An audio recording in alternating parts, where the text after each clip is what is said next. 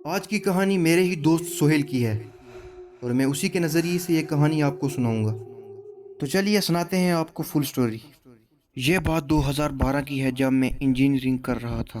College का first year था और मुझे हॉस्टल में रूम नंबर 138 अलॉट हुआ था। हॉस्टल के पहले दिन से ही मेरे साथ कुछ अजीब चीज़ें होने लगी।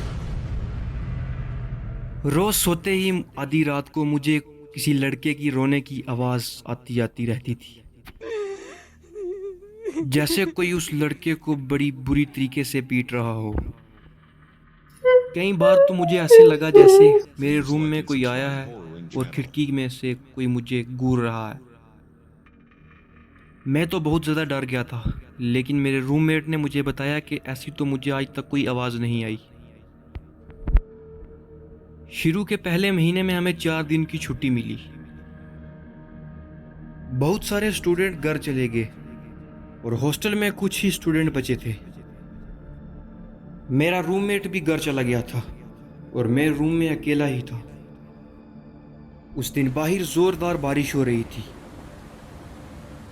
और रात के करीब 12 बजे दरवाजे पे जोर जोर से खटखट हुई। मैंने दरवाज़ा खोला तो वहाँ कोई भी नहीं था। तभी मैंने देखा बगल वाला कमरा जो हमेशा बंद रहता था वो आज खुला पड़ा है। पता नहीं मुझे क्या हो गया, मैं अपने आप को उस रूम में जाने से रोक नहीं पाया। अंदर घुसते ही कमरे का दरवाज़ा खुद अपने आप बंद हो गया। मुझे वही रोने की आवाज़ आने लगी जो रोज़ मुझे रात को सोने नहीं देती थी। तभी मेरे पीछे की अलमारी बहुत ज़ोरों से हिलने लगी और मुझे ऐसा महसूस हुआ कि उसमें से कोई बाहर आने लगा। इतने में मुझे खिड़की टूटने की आवाज़ आई। जैसे ही मैं पीछे मुड़ा, पंखे से लटकी एक लड़के की लाश मिली। मैं वो देख के पूरी तरह घबरा गया। मैं उस रूम से भागता भागता सीधा गार्ड के पास गया और उसको सारी बात बताई। उस गार्ड ने मुझे दोबारा रूम नंबर 137 में लेके गया। मैंने देखा तो मेरे होश उड़ गए। उस रूम नंबर 137 पे ताला लगा हुआ था। गार्ड ने उसे बताया कि ये रूम 15 सालों से बंद पड़ा है। उसने बताया कि यहाँ एक लड़का रहता था और उसको प्रोफेसर की बेटी से प्यार हो चुका था।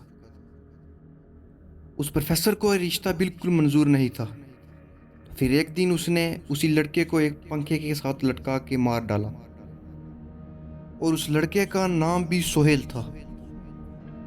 यह सुनकर मैं दंग रह गया और मैंने अगली सुबह ही अपना हॉस्टल चेंज करवा दिया।